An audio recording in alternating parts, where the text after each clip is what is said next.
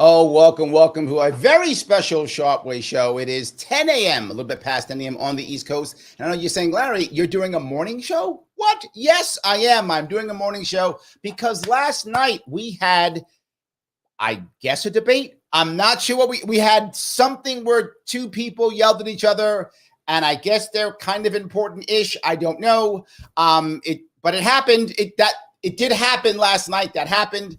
And I wanted to bring on somebody who I know personally, a friend of mine who could have easily dealt with these issues, answered these questions, and will have insight. And will have insight that I'm not sure that was heard at all last night, even afterwards, when the talking heads started chatting about left-right paradigms and such. He is the Libertarian vice presidential candidate. He is an economist, a former police officer, run for office many times before, a personal friend of mine, the man himself, Michael Maat. How are you, sir? Larry, it's good to be with you. I know the real reason you want me on here is because I'm old enough to remember Joe Biden when he had it all together. Yes, there was a time when he actually could say sentences and stuff. That was a time. Yes, 100%. I remember it too. Was that before or after he was ruining the country? I don't remember. Anyway, that was before. Yeah, I was in Washington in the 80s and the 90s, and nobody considered Joe Biden to be the sharpest knife in the drawer. But clearly, he's a different guy. Yes, absolutely. But the piece I wanted to bring up, which I thought was kind of in your wheelhouse, really for you. The first question they asked wasn't about age, wasn't about the war. It was about the economy, right? Yep. Literally your warehouse, right? The economy. And I don't know, what did you think about their answers? They talked about things like, I don't know, tariffs and such, whatever. I don't know what they were talking about. Tell me what someone like you would have, would you handle that question? Yeah, it was interesting. I think it's a recognition that it's the number one thing on people's minds, on voters' minds. Yes. And it usually is, right, Larry? Yes. No matter what cycle it is, it always comes to the top. I thought it was quite revealing in the sense that I don't think either one of these candidates gets it. That yes. Americans, you can tell them all you want that the unemployment rate is doing pretty well. The truth is that people with jobs are having a hard time making ends meet because of inflation.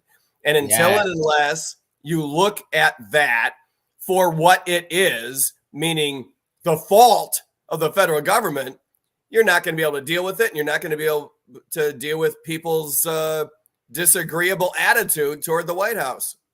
But Trump's answer was tariffs and such, and border. Now, I'm sure the border has something to do with it. I want to be clear. I know you've been to the border. I know the border has something to do with it. But I feel like he just ran to... So it's the border and China tariffs. And all of a sudden now, we'll all be able to buy new cars. I feel like that's where he went. Is there some truth to it or no? What's the nuance there? There's not nearly as much truth to it as the Donald would like you to believe. The truth is that tariffs increase our costs as Americans. If you're going to make goods more expensive that we're bringing in from China, and make no mistake, we bring in a tremendous proportion of our imports from China, and making them more expensive by allowing the government to tax them. That's all a tariff is. It's a tax on the stuff that we import. It's just going to make it more expensive for all of us. That's not helping inflation. That's contributing to inflation. And I don't think Donald gets that. So Biden didn't really have an answer. He just said, look at what I've done. It's better. And there is some truth to that too, meaning it's better than during the lockdowns, right? So they always use that as compared to when I wrecked the economy, it's better than that. And that's accurate. But then, Mike, how do we get Americans to believe that we can actually get the economy to pre-lockdown world? It's not easy, is it? Once you've spent trillions and trillions of dollars trying to make up for the stupid policy of the economic lockdowns during COVID. Once you let that horse out of the barn, it has to take its course. That is a real cost on us, and we're in the middle of bearing that cost. There's just no getting around that. The answer, of course, is not to elect these guys who think it's okay to spend trillions of your dollars. Not that all of those trillions were yours, Larry, but trillions of your dollars and trillions of my dollars. It's not okay. And the result of that, inflation, higher costs, we need an administration that understands, no, you can't be spending Americans' money and think that that's free. The costs eventually come home to roost. So then let me shift, if I could, to the border piece, because the thing that Trump said is that one of the reasons why the economy is so bad is because so many immigrants have come across the border. They're taking up all the Social Security. They're taking all this up. And again, I'm not saying it's Trump, I'm saying this is what Trump said, right? They're taking all the jobs of all the Black people and Hispanics, right? This is what they're doing. This is the reason. Is there some truth to that? Not truth? Is there nuance? Is he wrong? What about that aspect? Look, it's not completely untrue in the sense that these people are taking jobs. The reason it undermines our wage structure is that we don't let them work for a competitive wage. We force these people, even people who come in legally, and this is really weird, even people who come in legally, they are told they are not allowed to legally work for some period of time. And of course, all the people that come in illegally, we don't let them work legally. And for this reason, they're forced into the shadows of the labor market. They end up working for pennies on the dollar, right? Because corporations know they've got them. You know, either you take the $1 an hour I'm going to pay you, or you're, so sad out of luck. Here in New York City, they're actually paying people $6 or $7 an hour. People who are migrants here who can't work. Yeah, absolutely. Yeah, and that's like $1 at the Arizona border, right? And $6 in New York City. That's nothing. This Right. is what undermines the wage structure for everybody in New York who is a blue collar worker. This is what is making it hard for ends to be met by working families. And to your point about Social Security, most immigrants do not have access to government funds, but in some localities they do. And we see examples of this all over the United States, which is both, in my view, bad economics, but also politically weird.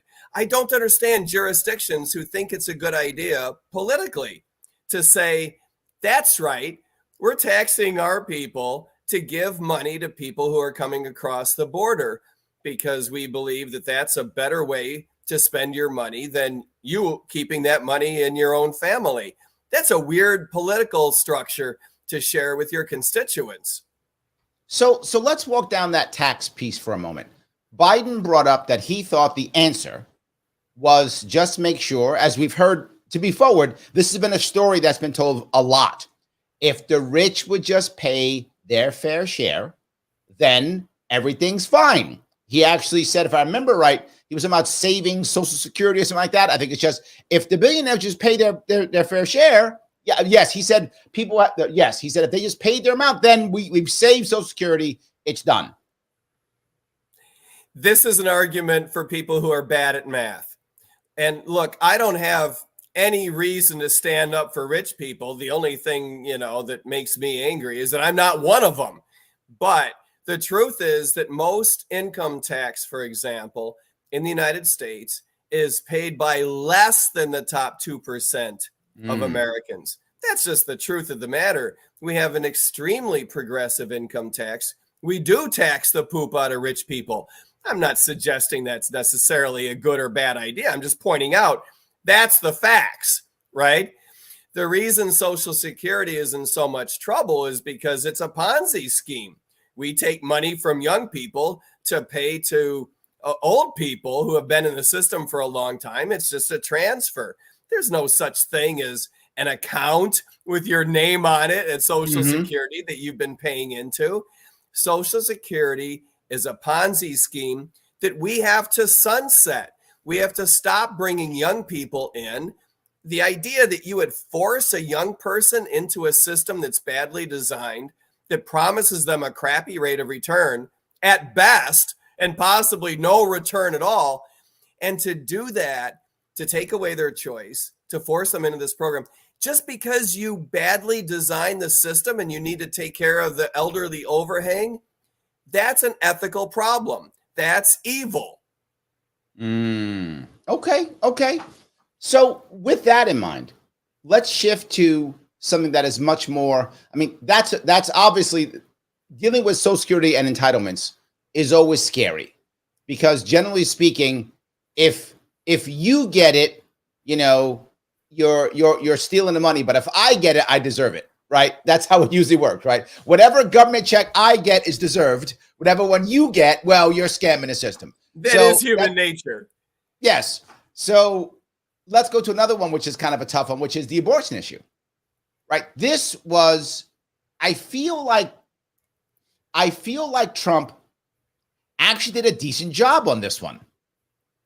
And what I mean by that is he was like, look, I got it done, but it's the states, it's not me. So that wasn't a bad argument. I mean, I'm clearly not going to vote for Trump. I'm not supporting Trump, but I'm being forward. This wasn't a bad response.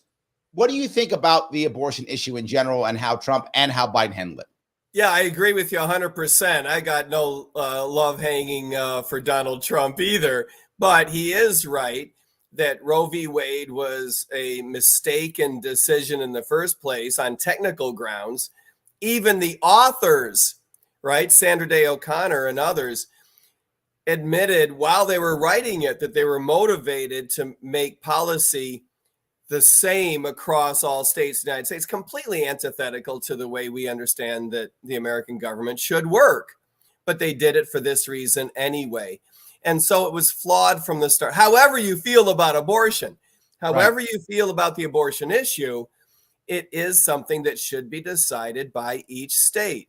And of course, this is a long-term American political principle that decisions should be made as close to the local jurisdiction as possible. As libertarians, so we agree with the Donald on that part, as libertarians, we believe that we want the government to be as little involved with all of our personal decisions as possible. And so in that sense, we want the government to remain out of it, except in those areas where absolutely positively our entire society has agreed that this is something, for example, that we are not going to tolerate. I do believe, Larry, that over time, states will coalesce around the idea that up until viability, they will, most communities are going to tolerate some form of abortion. And then after viability, it'll only be with certain exceptions for the health of the mother, for example. And I know that there are, interesting examples around the United States, Indiana being very, very conservative, other states being toward the other end of the spectrum. But I don't think Americans in general are going to put up with either all the way to one side, which is to say, in no case can anybody have an abortion ever, right? I just don't think that our society is there. Or on the other side, which is to say, up until 10 minutes before delivery, a fully viable 270-day fetus, it's okay to abort that child. I don't think people are going to put up with that either. And so it's going to be incumbent upon each state to draw that line somewhere. Okay, there we go. Wow, you actually touched the abortion piece where they wouldn't do that. They ran away. Nicely done. So yes, guys, if you like what you're watching, do me a favor, click the like button so other people can see it also. Right? If you click that button, other people will see it. You can also share this on Twitter if you would. And if you want to follow Mike, you can. You can follow him on Twitter or X at Mike Termott. That's MAAT, the number 4 VP. Mike Termott for VP, or follow him on his website at MikeTermott.com. And that's Termott, TRMAAT. So let me move to another thing they dodged. They dodged abortion, but they also dodged the wars. They touched them, but not really, right? They didn't really touch Gaza. They didn't really touch Ukraine. Not really. They kind of dodged over it. And my gut was, and maybe I'm wrong here, but my gut was they don't want to piss off the military-industrial complex. I have no data to prove that. That's my gut. I feel like that the moderators didn't want to do that. Neither did either of the candidates. And the best we got, I think, was Trump saying, Trump and Biden had two things I think were decent, at least. I mean, not decent, weren't horrible. How about that? We're not horrible. There we go. Trump said, I'm going to end the war in Ukraine before I even take office, which that's impressive. I mean, he's going to end it before he takes off. That's amazing. That's awesome. That would be amazing. Yes, that would be amazing. And Biden said, we do have to have treaties and keep people safe. These were two not horrible things. But what should they have said? What's the actual answer here? The actual answer is that Trump should negotiate our way out of Ukraine. We wish that we were not into this in the first place. This should not be our war. But here we are financing the Ukrainian army in a fashion that does not align with American values and principles. And parenthetically, frankly, just keeping it real, does not align with our long-term strategic interests. And I don't say that as an apologist for Putin or the Russian army. Indeed, Moscow was one of those few governments that makes ours look super smart by comparison. But just because you've got a misbehaved Russian army and a misbehaved Vladimir Putin doesn't mean it's necessarily incumbent upon American taxpayers to right this wrong. And so I do agree that the Donald should be engaged. If he can do it without taking office, he should be doing it right now. He should be helping negotiate our way out of that and lickety split. Look, you can put pressure on the Ukrainian government by threatening to pull our aid, which we should be doing anyway, and pressuring Putin by suggesting that if he doesn't settle, we're going to pour more aid in there. And of course, now we've got violence spilling over into Russia. So I think that Putin is going to quickly have incentive to bring this to a close. The right thing to do is not get involved in the first place, but here we are. So the right answer is to negotiate our way out of it. I think Biden's, albeit slightly coherent answer, is nonetheless the wrong policy in the long run. We recognize that we have treaties that we have to honor, but we need to negotiate our way out of those, and we need to start closing bases and bringing troops home. NATO is an excellent example where Biden wanted to criticize Trump for suggesting that we should be exiting NATO. Trump should have leaned into that. Trump should have said, you're darn right, I want out of NATO. I want the Europeans to finance their own defense. And if they need help, we're just an ocean away, but we should not be obliged to back up any stupid thing that the Europeans get themselves into. No, it's a valid point. Again, that I was surprised actually with that. I thought Trump would lean in. I thought he'd be like, yes, but he was like, no. I just made him pay more. We should stay. Military-industrial complex, good. Right. To your point, I don't understand why both of these candidates. I get Joe Biden. He's a long-term statist. He is what he is. You're not going to expect that rock to roll down a different hill all of a sudden.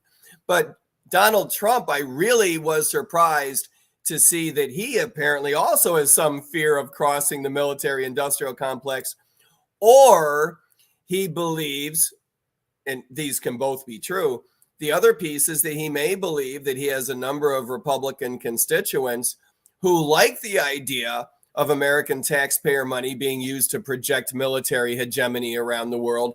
And to the extent to which that's true, I blame politicians for fear-mongering. Okay. So let's touch the other tough one, which is Gaza. I feel like both of them want to continue fighting in Gaza. Like I didn't see either one of them talking about bringing that war to a close. Like same thing. At least Trump did say he wanted to bring the Ukraine war to a close. Again, not horrible. Right. But when it came to Gaza, they both were like, no, just keep fighting. That war's the good war. Yeah, I thought that was really awful. And to your point about fearing the military-industrial complex, and my point that there's political forces, they come together in Israel, right? Because the military-industrial complex does benefit because a lot of the money that we give Israel comes back to our corporations, and a lot of the aid that we give to Israel is directly benefiting those military arms producers in the United States.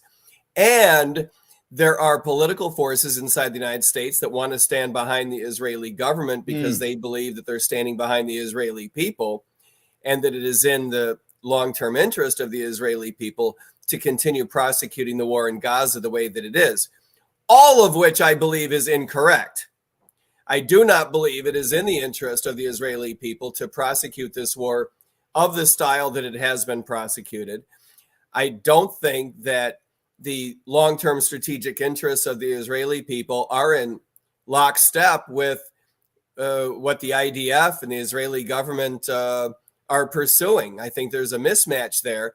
And for that reason, I think in the long run, Netanyahu is actually in a great deal of political trouble. I think his legacy is on the line. I know he believes, as a hardcore conservative, that he is about to settle a legacy that is all positive, all good, keeping Israel safe. But I do fear that the next generation will look back at this as a dark chapter in Israeli history. So then let's move to the next thing that people are afraid of. And I don't remember who brought it up, but the idea of if we don't stay in NATO, we're basically on our way to World War III. That's a fear that people have for sure.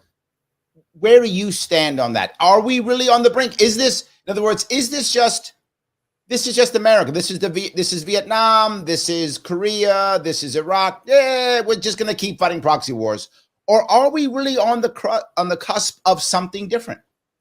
I think that we are always on the cusp of something different, and that each and every one of these proxy wars since Vietnam and earlier, you can go back to Korea, you can go back before that, these proxy wars, each one represents a possible escalated conflict. Each one represents a possible introduction on the doorstep of another world war, or at the very least, massive hot war, even if only in one theater, massive hot war with a major regional power.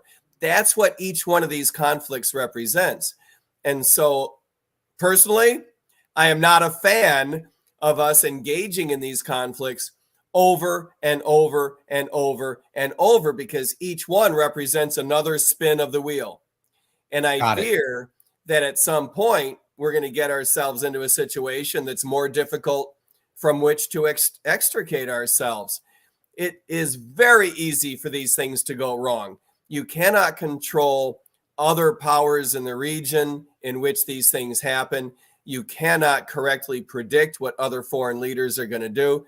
We can't even predict, Larry, what our own White House is going to do. And so each one of these represents an extremely high risk, and each one represents a potential trigger. This is why I think that we should be out of NATO, because it is a trigger waiting to be pulled. Just because we exit NATO doesn't mean we can't help the Europeans if we decide that they're in a conflict in which they need help and it's in America's long-term strategic interest to do so. But this idea that NATO is necessarily in our interest, I think a lot of folks, including me, would argue that NATO is a piece of the problem that contributed to the conflict in Ukraine. Yeah, I think a lot of people would agree with you on that one. Absolutely. But again, I think it's fear. It's fear. Let me move, if I could, then to another. This was something that I think a lot of people get upset about. It's almost like a litmus test, and that is January 6th, right? If you say January 6th is an insurrection, then you go on this side. If you say no, the cops let him in, then you go on this side, right? It's almost like a litmus test. And absolutely, it's a Rorschach test. What do you see here? Yes, absolutely, right? And I feel like Trump didn't defend his people as I thought he would, right? Biden was like, they're all evil, put them all in jail forever. He was hardcore. He was like, all of them should bury them under the jail. He was 100% all. Right. But shoot Trump him and then kind of dodged. Yes. Shoot him first, prosecute dead bodies. Exactly right. Yes. But Trump was not the reverse as strong. He seemed to dodge a bit. What did you feel about that? And how do you feel about that whole issue? I thought that was extremely interesting. And no one is talking about that today. Good for you for bringing it up. I think that Trump has an advisor who got in his head and said, there are some people outside of your base that you want to have vote for you. And so, the people who agree with us on January 6th, boss, the people who agree with you and with our team on January 6th, they're not going to accidentally vote for Joe Biden. I think that we need to stop looking insensitive regarding the way that some people saw January 6th, because even if, look, a lot of people believe that Donald Trump is being dealt a fairly unfair deal with regard to being prosecuted for January 6th, that he didn't lead an insurrection. He behaved badly. He said a lot of stupid things, right? Okay, we all get that. Given that, notwithstanding that, none of that means that there wasn't some violence there. There was, and we saw it with our own eyes, right? You're not going to successfully gaslight us into believing that some of those people weren't violent. Not the majority. We're not talking about people who just did something dopey like trespass. Some of those people were violent. And for this reason, even Donald Trump, I think, needs to be careful to say, well, they were all wonderful, right? They were just protesting. I think that you need to be careful with that, because people did see what it is that we all saw. And I don't think there's anything wrong with a nuanced approach. When you're dealing with thousands of people, sure, that's right, you're going to get some that did some things that mean they need to be held accountable, and some of those people needed to go to jail. And then there's other people that just followed along and found themselves, in effect, trespassing, probably too dopey to even know what it is that they were doing.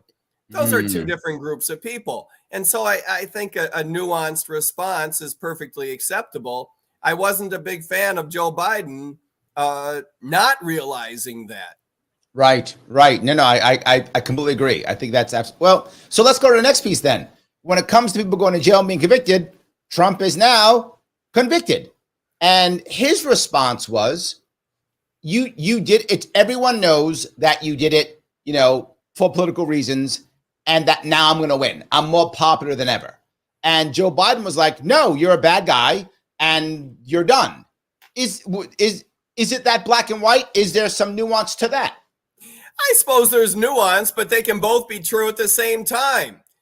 Even bad people have politicians come after them with politically motivated prosecutions, right? Donald Trump is a jerk. We know that. He's self-interested. He's self-motivated. He is his number one fan. He doesn't like the idea of losing. He would do anything to reverse what he saw as an illegitimate election. Now, did he do anything illegal in that sense? I don't know for sure, but I do know that these prosecutions are politically motivated. In many cases, the prosecutors have said so in advance, saying, if you elect me, I'll go after Donald Trump. I'm sorry, you can't say that and then gaslight us into believing that they're not politically motivated. So of course they are. Trump has done a great job of spinning that to his advantage. We all get that. But none of that means that Donald Trump isn't a jerk, right? We get all that. And to be honest, the one that bothers me the most is not this, silliness over the hush payments. That was the weirdest prosecution of all, in my view. The one that bothers me was the civil case in which the woman in New York accused him of a sexual assault. That's a big deal. Yeah, that's a big deal in terms of what it was that she was alleging. On the other hand, it was a case that the police never brought criminal charges. She never filed a criminal complaint. There was no evidence that this actually took place. I'm not suggesting it didn't. How do I know? But you get the point that this is a much more serious accusation than you check the wrong box on your FEC form for $130,000 payment, right? This is a serious accusation, and yet it was handled in just the worst possible way. It's just an example of something I think is more important and more goofy simultaneously. So let's stay on what I think is more important and was also kind of washed away, which was Assange. Not brought up. Pardoning people. Ulbricht, not brought up. Snowden, not brought up. Just not brought up by CNN, not brought up by them, right. And then if you look at, I did punish myself last night, Mike. I did watch a bunch of the post-debate show. Yes. So some of you don't have to. So I did punish myself and not brought up. Yes, not brought up at all. It was only about how bad or how good it was. That's it. So why do you think they ignored that? I think that's really weird, and I think it's weird for these go in a couple different categories. We tend to lump them all together. I think they go in two different categories. The Ross Ulbricht case is, I think, extremely important, and I'm surprised nobody brought it up because Trump had made mention at the Libertarian National Convention, right, that he would take care of this, and no one is holding him accountable. He's no longer talking about it. Mm-hmm. And it seems like our worst fears of having been manipulated at the LNC could come to fruition, that he really, is every bit the liar that we were afraid he was. We'll see over time, right? Mm-hmm. The other thing that I find really weird is that in the Assange case, we're talking about broadly writ journalism. Right. If you're not going to stand up for your own peeps, what good are you? Right? Mm-hmm. How is it you're not standing up for a fellow journalist? Now, some of these people don't consider themselves to be in the same category as Assange. I get that. But the First Amendment protects your organization, CNN, and your organization, Fox News, in the same way that it should have been protecting Assange. And let's remember, Assange is not the one who stole information. He was at the receipt. He's a publisher. He's a journalist. If you're not standing up for that guy, what are you doing with your life? Mm-hmm. And so that one really bothered me a lot. So with that in mind, let's shift to them not remembering things. Let's shift to the cognitive piece. Let's shift to the age piece. And there's two parts I want to bring up here. They're two separate issues. One of them is, do you think the American people actually cared about it either way, before or after, right? Did that change? And then, should it matter? Both of those things, right? Did they care? And then, should we care? Those two things. Can you cover those? Yeah. I think that it was a tipping point for each candidate, but in a very different way. Okay. Joe Biden, I did not think Joe Biden looked much different last night than he has over the past several months, which is to say really bad. But I thought it was approximately what I had expected. He's been looking really bad. He's old. He looks old. He shouldn't be working anymore, much less as president of the United States. He is not the guy that he used to be. I'm a little surprised at how much reaction there has been to what it is that, you and I have been seeing for months and months and months. It's a tipping point. I think that a lot of Americans maybe weren't paying attention. I get that. Mm-hmm. But here, their hero, for those in the Democratic Party that were Biden supporters, their hero has in effect embarrassed them. It's one thing when it's off to the side or it's at an event. not too many people see it. It's another thing to be the guy who's supposed to slay the Donald Trump dragon. Yes, absolutely. And you come out there and you cannot get it done. Now it's a problem, right? Right. Who gets most angry when the Cubs lose? I do, right? That's my team. You're my guys. When you make a wild pitch for the Cubs, I get much more angry than when some schmuck from the Mets does it. What do I care? You get my point. Right. No, I get it. And I think that we've reached a tipping point where people are just not going to have it at this point. And I think there's a second piece here. Yeah. And the second piece is I feel like for so many people, if you're watching and you're a Democrat, tell me if I'm wrong. I'm happy to put it in the comments if you like. The question is, I feel like so many, particularly mainstream Democrats, like people who just kind of, I've been a Democrat for years. Whenever I watch the news, I watch CNN or MSNBC. When I watch the news, maybe my local news, they've been telling me that Biden's great. They've been telling me that he's fine. That's what I've been hearing from people, that he's fine. It's ageism. It's the evil Republican saying he's bad. He's fine. And now I show up and I watch this thing and I go, oh, he's not fine. Like, he's not fine. I feel like there's almost a betrayal. Yes. That's how I felt. Because they counted on him backing up their assertions that he was fine. He wasn't able to do it. Now you make us look bad. Right. This now is a problem. So I do think, go ahead. I do think the party is scrambling today. I do think they're looking for someone else. I don't think that that's going to be easy, but I do think it's important. And I think it's important to the Democratic Party. I think it's also parenthetically important to the democratic process. I even think it's important to people who aren't Democrats. The Democratic Party demonstrate that it can get its act together and do something useful. Pardon me. I have a cold this month.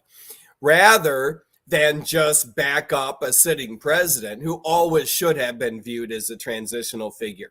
Now, let me add, I think it was a tipping point for Donald Trump in a very different way. Okay. This whole turning off the microphone thing was the greatest thing anyone ever could have done for him. Yes. Right? Yes, you're not wrong. The guy looks more disciplined. He looks more rational. He looks more under control. He looked less of a jerk, right? He physically looked better than he has in months, in my view. He looks like he may have lost a couple of pounds. His hair didn't look as silly as usual. I mean, he had a good night. And not just by comparison to Biden, but by comparison to all of this buildup about how awful he is. Right. So if you're in the middle as a voter, you see that guy and you think, maybe he's not as bad as everyone says, right? If the Democrats hadn't been accusing him of such over-the-top things, if we didn't have all these prosecutions, if we hadn't been calling him, the worst world leader since Hitler, if we had not been saying all these things, then viewers come to that debate and say, I don't know, that guy's kind of a putz. He's kind of a jerk. But because the bar had been set so high in terms of how bad he is, I'm sorry. I think a lot of people probably looked at that and said, yeah, he's kind of a buffoon, but not that bad, right? Right. It's almost the opposite of Biden. More disciplined. So it was the opposite of Biden. Yeah, exactly. I think, a lot of CNN people today are saying Biden had a bad night. Trump didn't have a good night. I don't think that's true. I think Trump had a good night and Biden had a bad year last night. So let me ask then, what's your gut tell you? What's the outcome of this, right? Because there are people there's conspiracy people. I watched all the sides last night, right? Who are saying, see, Trump was actually playing 4D chess because he was trying to win, but not win that bad. That's why he didn't come out swinging, because he doesn't want Biden to be replaced, because he knows he can beat. I'm not joking. This is an actual thing. So he's playing 4D chess, and so he didn't come out swinging. It wasn't the mic thing.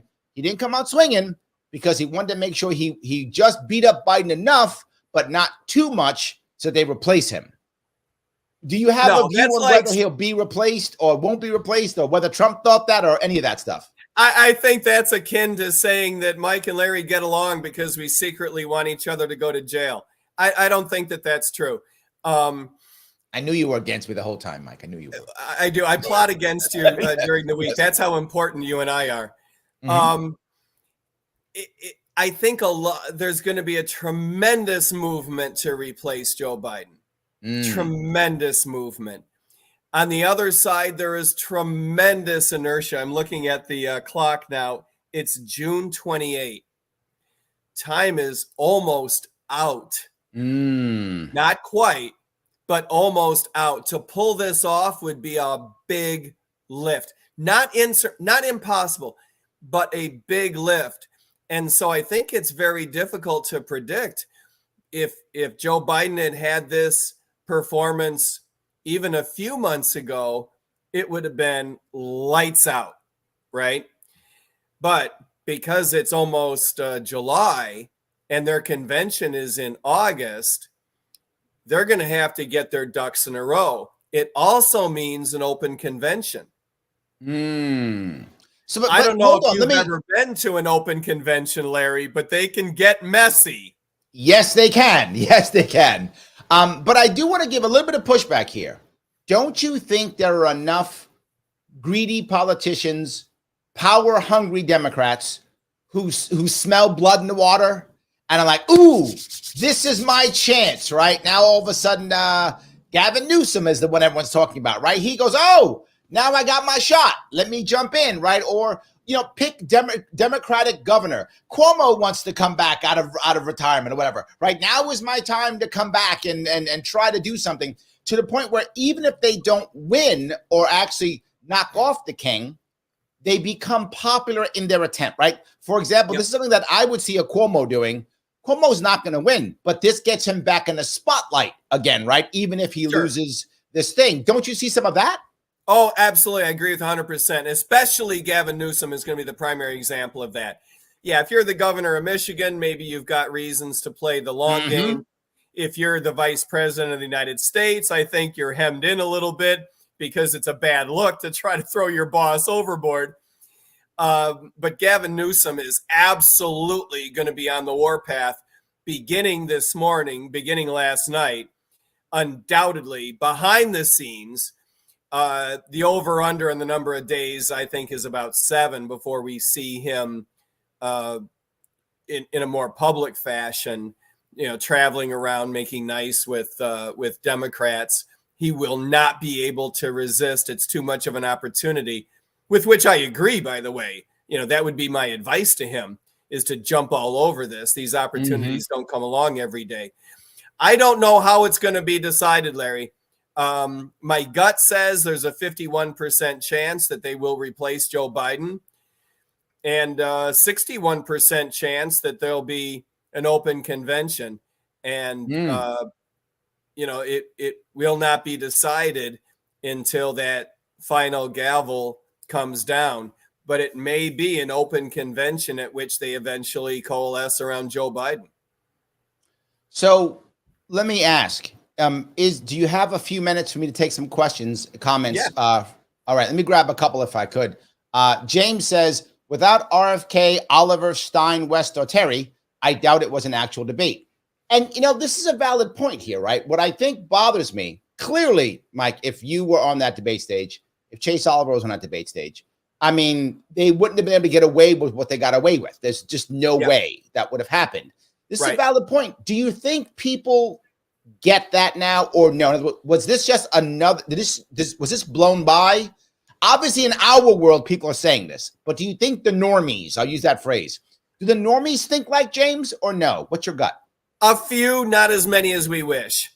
Definitely a few who are going to look at that and say, same two guys that we've seen before. We knew what they were going to say. We know what they're like. We know, even what their behaviors are like. when they're in the White House, quite literally. And so, this wasn't really all that interesting. The problem is that a lot of those people would not have watched the debate at all.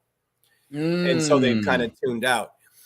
I do think that the whole Joe Biden meltdown takes away from the momentum that says the real story is who is not on that stage. Got it. Okay. It is an important story. I think that RFK should have been on there. Chase Oliver, 150% should have been on that stage. Chase is very good at fielding questions. He's very good with policy. He is the right guy. His solutions, our team's solutions, are real for America. They align with American values. And I think that American voters would have enjoyed hearing them, and they would have enjoyed hearing a different perspective. It would have been more fun, more interesting, more engaging. He's got you as an economic advisor to help him on that one too, so even better. It's a perfect world. It's a perfect storm, isn't it? And of course, Chase is only half the age of those guys. I have a full head of hair, and Joe Biden is more like my mother's age. Think about that. That's weird. So Chase would have given him a stark contrast just in, demography alone. And yes, I do think that it doesn't make any sense that RFK was kept off the stage as well. It should have been a four-way. Got it. So Michael Voss from No Soundbots Live says Biden was comparing everything to the global lockdown, not 2019. And I think they never call him out on this. Mike is right on this one, right? They never say, okay, what about prior to the lockdowns? And I feel like no one ever calls him out. Even Trump didn't. Well, that's a good point. I get the impression that the Donald is actually so proud of the lockdowns, or at least not sufficiently embarrassed by the lockdowns, that he doesn't want to bring it up, highlight it, even to the point of drawing a contrast. I don't know, but he needs better shtick. He needs an economist or just a politician to tell him exactly that point. Now, he has said a few times that the economy was running very, very well pre-COVID. He has said things like, we had the best economy in the world, right? By the way, the economy was awfully strong in 2019. He needs to lean into that much more. I think that's an excellent point. So I don't know how to say it. I think it's humbug says he's right, meaning you, Mike. There are Uber drivers that are in America because their spouse has a job at a university or hospital, and they're not allowed to work except for ride sharing. So this is a thing that a lot of people don't get. It isn't just the, quote, illegal immigrants, right, to your point. It isn't just that. It's migrants in general. Many of them have trouble finding work or being able to work legally. So they either don't work or they work in the black market or something else. Bad. It is bad. It is bad for them, but it is also bad for the overall wage structure, which is to say, at the bottom, you're competing for pennies on the dollar. You're not putting pressure on wages throughout the rest of the economy like you should be. And so that's a real problem. We need to get off of this idea that people aren't allowed to work in the United States. I personally, to be frank, I'd be more comfortable with a policy that says you have to get to work. I would rather call an immigrant and say, it's been 6 weeks. Do you have a job yet? Right. What are we doing? Recruiting people that don't want to work? It makes no sense. Absolutely. That's good. Liberty Shamrocker says they also had 50 plus years to codify Roe v. Wade as law, but they know emotionally people vote two issues, abortion or 2A, when the chips are down. And this is a really valid point. Biden did not say, I would codify Roe v. Wade. He didn't say that. He didn't say I would put a law, he didn't say that. What he said was, I would not sign a full abortion ban. So even he is like, wow, let's keep this issue going. Trump is, let's keep this issue going. They're both okay with keeping the issue going. And 2A, same thing. I mean, it's crazy, isn't it? It's the new immigration policy debate. We kept immigration policy as a debate going for decades now, so that the Republicans and Democrats could blame each other for being even more stupid than they themselves are. And I think that we're looking at the same phenomenon here. The more that we can debate it and the less that we can bring resolution, the more some of these politicians are able to raise money off of it. And so, allowing states to make these determinations, as we believe is the correct thing to do, is a financial boon for some of these politicians who don't want to bring a resolution at all. Right. Mike Lehman brings up a very important point. He says, I'm all for huge cuts in government, but in this economy, over 3/4 of the population will pull their money, maybe more. And I think what he means is there are, and you know this, we're in a bad spot now, right? To your earlier point about being in the wars, right? We shouldn't have gotten the wars, but we're there.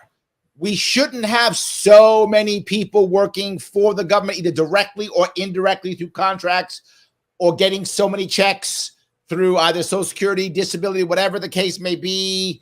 But man, is it true? Like, there are a lot of people who are getting money from the government now, either directly or indirectly through contracts or something like that. How do we make these cuts when we've created an internal welfare state, right? He's got a valid point here, doesn't he? I think he absolutely does. It reminds me of Barack Obama saying, people may not understand the Affordable Care Act, Obamacare, not yet dubbed at the time. People may not understand it, but once they get used to it, they will love it. Meaning once they get on it, once they start getting their discounts and their checks, they'll fall in love with it. No one will ever vote against it. And of course, he was damned right. Look, there's a couple of things that need to be said here. One is, absolutely, we do need to reform our entitlement programs and bring as many of them to full sunset as possible and as rapidly as possible. The federal government in the United States is going to fail. There will be a financial collapse before the middle of this century, unless there's a profound course correction that neither you nor I are predicting. If there is not a profound course correction, the government will collapse. When that happens, 20 years from now, 30 years from now, when that happens, all of your favorite entitlement programs are going to be corrected in a devastating, unplanned, horrible way, right? For this reason, we need an orderly takedown of government programs. The way that I believe that this must play out is an overall cap on government spending, and then to ratchet down that cap over time so that all the various programs take a haircut. If you were to ask Congress to vote on a particular program that needs to be haircut, good luck with that. No one's going to stand up and say, sure, count me in. I'm the guy or gal that voted against Social Security. People just aren't going to do it, right? I don't mind calling Social Security evil because Social Security is evil. But people are not going to want to stand up in our legislature and vote against increasing benefits. So we need a total cap that's politically easier. We've had caps in the past. When I worked for the White House in 90, 91, 92, we had omnibus budget reconciliation law that capped spending. And if you spent any more money, you had to come up with a way to save money, or else there'd be an across-the-board haircut. We need that kind of attitude again. There we go. Okay. James brings up a very interesting point. He says, one weird fact I learned from taking the I side with quiz was that Libertarians, Greens, and Constitution Party don't support NATO, while the major parties want to preserve NATO. He asks, why is that? It's very interesting, isn't it? It is interesting. I think a huge piece of it is what you put your finger on earlier. There's a tremendous amount of money at stake from the military-industrial complex. I think that the amount of money that goes into the Republican Party and the Democratic Party, both at the presidential level and at the local level, is staggering. If people realize what proportion of politics were financed by war, in effect, you would really be surprised. I think it's very difficult for the Republican and Democratic parties to get away from it. Regarding the other parties, I think that given that there's not a tremendous amount of money at stake coming from the military industrial complex, there's a lot more honesty. And the honesty is that our foreign policy, our militaristic, interventionistic policy does not align with our values as Americans. And as a practical matter, doesn't work. Americans would not point to examples of our military interventions lately and say it was worth it. That, sure, we lost 1,000 people there, or we lost $1 billion there, but it was still worth it. There aren't examples of that. Right. Huh. This one is a little bit off topic. If you don't want to answer, it's okay. John says Trump's VP will be a neocon, Nikki, Tom Cotton, or Tim Scott. Do you have a view on who you think his VP pick will be? I think it probably will be a neocon, just for the same reasons that we outlined. It's conceivable that he'll have an awakening and decide to have, someone who's less militaristic, who can do a better job of reaching, say, young people or more libertarian-minded people. That would not be a bad strategic move. I would suggest battling for, the middle of the voting spectrum and battling for unaligned voters by doing exactly that. I don't think he will. I think it probably will be Tim Scott, and it will be, therefore, someone who buys into the same style of foreign policy as we've had for decades. My gut says that it's going to, I've already publicly said it, so it's too late if I'm wrong. It'll either be Vivek, Elise Stefanik, or Tim Scott. I think those are my top three in that order. And I think it's more about raising money more than anything else. I think that's going to be It could well be. My top three are Tim Scott and Tim Scott and Tim Scott. So we'll see if one of those three guys makes it. I like Tim Scott. He is a neocon. But outside of that, he strikes me as a well-meaning guy. He's not bad at fundraising. But there's another, don't forget, Larry, there's the Donald ego factor. Yes. Which is to say, whoever is best at kissing his ass. And Tim Scott has been pretty effective. Tim was on television just yesterday with his fiance. Clearly, they're positioning Tim as a more familial figure. Yes, absolutely. Well, another one for opinion. I got some opinions, I guess, for you this time. Andrew says, why is the DNC keep pushing him past his limit? It's beyond my belief. So it's why awful, do you think that? Yes, but why do you think? I'm going to bring up something that's going to sound weird. There was a part of me yesterday, and you'll understand because I'm human. I'm human. A part of me that felt sorry for Joe Biden. I felt sorry for Joe Biden. There was a part of me that did. I was does he even know? Like, do they get like? There was a part of me that thought it's almost elder abuse. There was like a part of me that felt sorry for him, actually. I think a lot of Americans feel that way, Larry. I think you're absolutely correct. You put your finger right on it. I think a lot of us, myself included, really feel bad for the guy. I think that you should be angry with his family, to be honest, his closest friends, and yes, the DNC. Now, how did the DNC get in here? There's a couple of factors. You can't put your finger on any one. There's a natural inclination to say, well, an incumbent president is our best, the best horse to ride. There is the natural inclination to do what the boss wants. And no matter how out of touch he may be, if he wants to run again, it may well be that no one has been able to convince him otherwise. I don't know who is trying to convince him otherwise, but his wife should be leading that charge. Yes. 100%. Yes. It's a real problem. And then the other factor is, as you and I know, internal politics can be pretty robust. And so, when the Gavin Newsom people call and say, we think it's time for Joe to step down, the Joe Biden people are going to tell those people to go pound sand. So everyone's afraid of losing their job, right? And a lot of people who are making this decision and influencing the president of the United States are people who would lose their job if that decision were for him to step down. Well, the funny thing is you bring this up, right? Because there's a couple of the comments I'm going to kind of put together into one, which is people are talking about Gavin Newsom. Because the problem is, of course, in theory, at least traditionally, if Biden steps down, well, then Kamala Harris steps up, right? That's kind of tradition. And everybody knows she's hated. Democrats don't like her. Republican, nobody likes her. I don't think her family likes her. Nobody likes her, right? Nobody likes this woman at all. They don't like her at all. So they're worried. So if Newsom comes in, most people don't know this, Newsom and Kamala are from the same state. So it pushes Kamala out immediately. So she has to walk away. It solves two problems. And Joe brings this up. Joe says Harris and Newsom are from the same state, can't do it constitutionally. Yes, absolutely. So that's an important piece.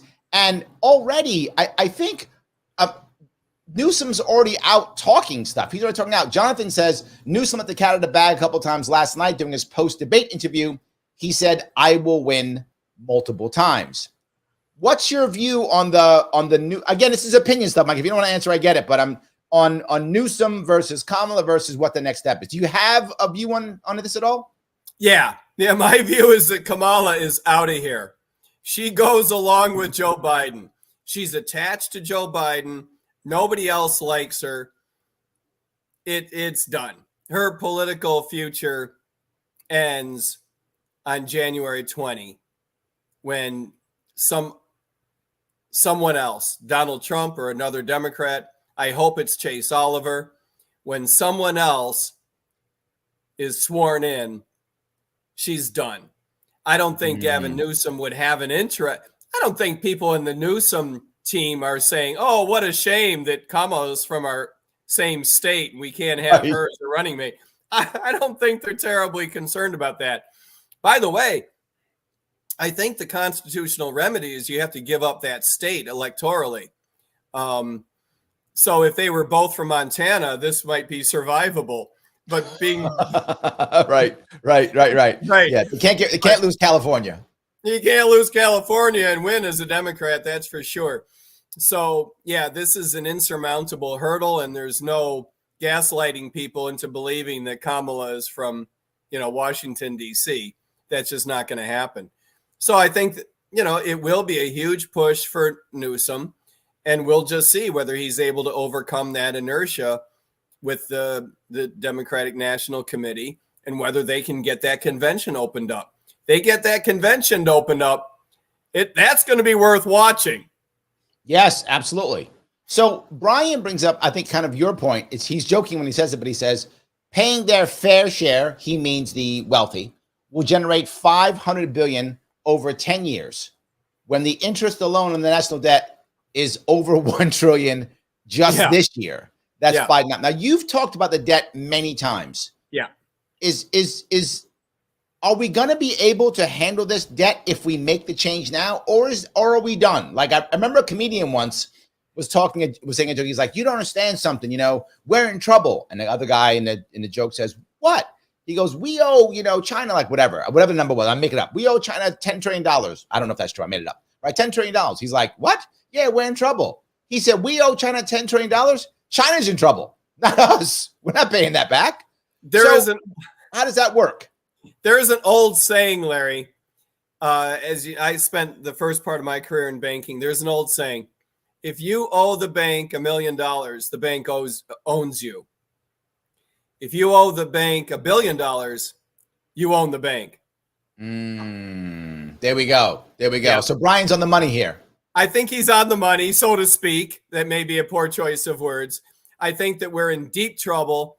You cannot tax your way out of this. You certainly can't tax your way out of this by going after the wealthy. If you do, they'll just move to, wherever they're going to move to, whether it's Mexico or the UK or Russia or Australia. They're going to move someplace where they can get a better deal, and no one should blame them one iota. Corporations as well, by the way. You cannot tax your way out of this. The only way to do this is to cut spending. So I want to bring up a question that John brings up. He said you visited Florida. He says, "Hey Mike, thanks for your awesome visits in Florida. In a free market, we should be able to buy weapons from small companies, overseas companies, or anywhere else. If we have this type of style, obviously he's asking, is this a way to bring about the end of the military-industrial complex? I don't know. Look, he's right? You should have the ability to buy anything you want from anyone around the world. But having said that, would the U.S. government buy from anyone else? That answer is probably no, because there is an iron triangle there, right, among the donor class and voters to a certain extent, but the donor class, the military-industrial complex, and politicians. It's just that is not going to get broken. There's just no way to get around that, and so I would advocate for it nonetheless. But I do believe that the only way that we're going to tame the military complex is to change foreign policy, and fairly profoundly. So I do want to, these are not questions. I just want to recognize some comments, if I could, for a moment. Dave says he agrees with you. He says, I definitely see Tim Scott as a front runner for Trump's VP. There we go. Jonathan goes on to say the elder abuse hotline crashed last night. So there we go. Yes. Snyder, who's running, by the way, in Florida, says the way Jill Biden talked to him like a 4-year-old, praising him for answering all the questions, was about as cringe as it gets.